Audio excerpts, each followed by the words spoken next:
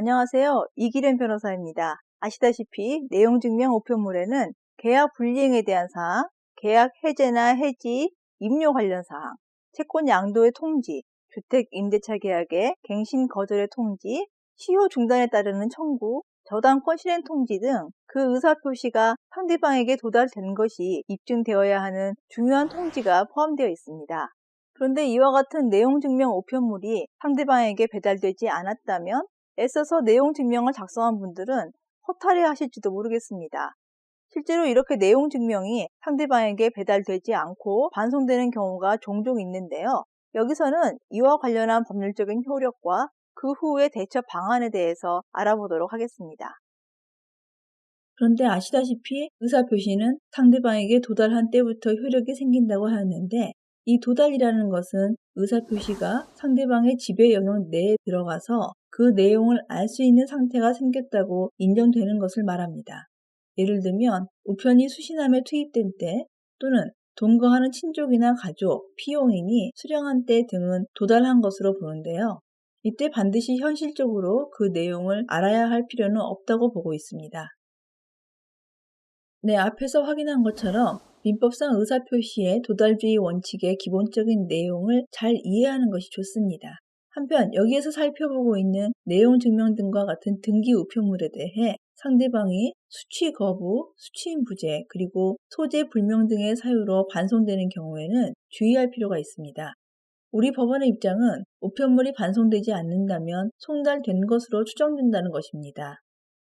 다음에서 수취 거부, 수취인 부재, 그리고 소재 불명 등으로 반송되는 경우에 대해서 하나씩 살펴보기로 하겠습니다.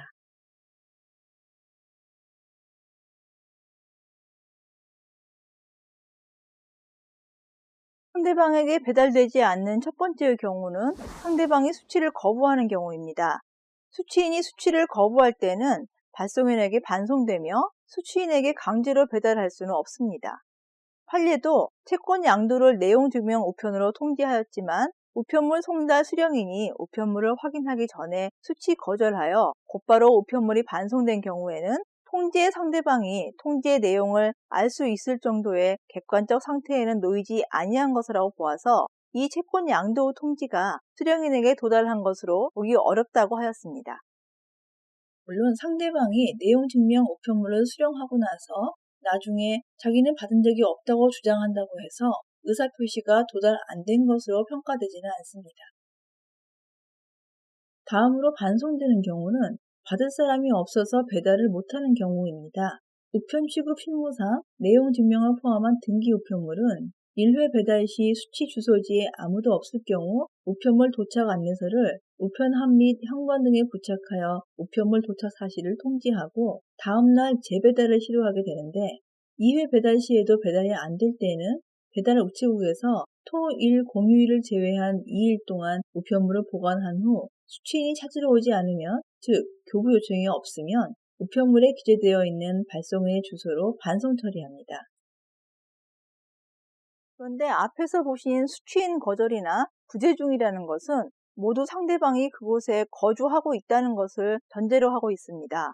하지만 앞에서 보신 수취 거절 내지 거부는 수취인이 우편물을 받지 않겠다는 표시를 한 것이어서 그러할 필요가 없지만, 수취인 부재는 만약을 대비해서 한 번 더 수취인이 수령할 기회를 주는 서비스를 하고 있다고 보시면 됩니다.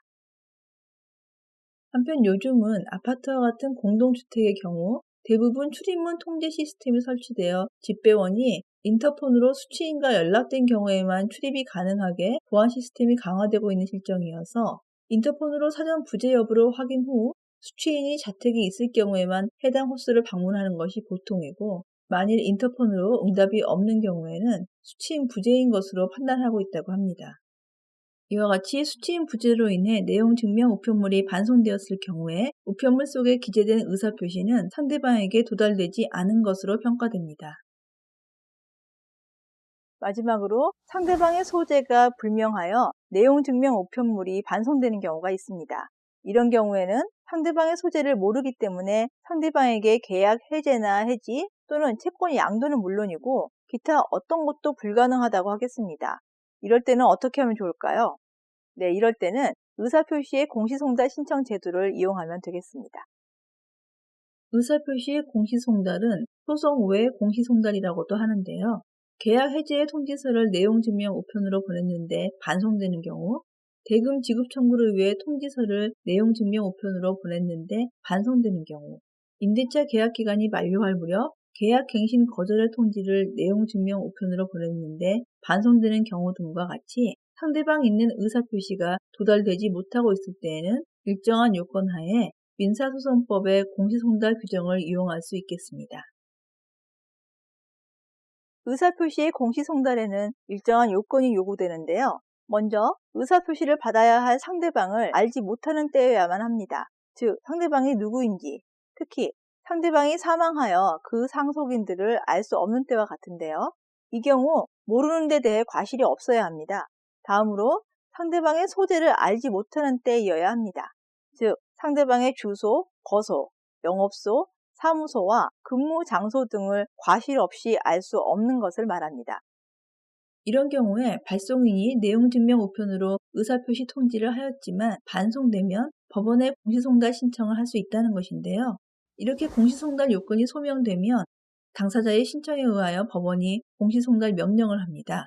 공시송달은 법원 사무관 등이 송달한 서류를 보관하고 그 사유를 법원 게시판에 게시하거나 관보, 공보 또는 신문에 게재하거나 전자통신 매체를 이용해 공시함으로써 하게 됩니다. 이렇게 하여 공시를 실시하면 그날로부터 2주가 지나면 송달의 효력이 생기고 해당 의사표시가 상대방에게 도달된 것으로 보게 됩니다.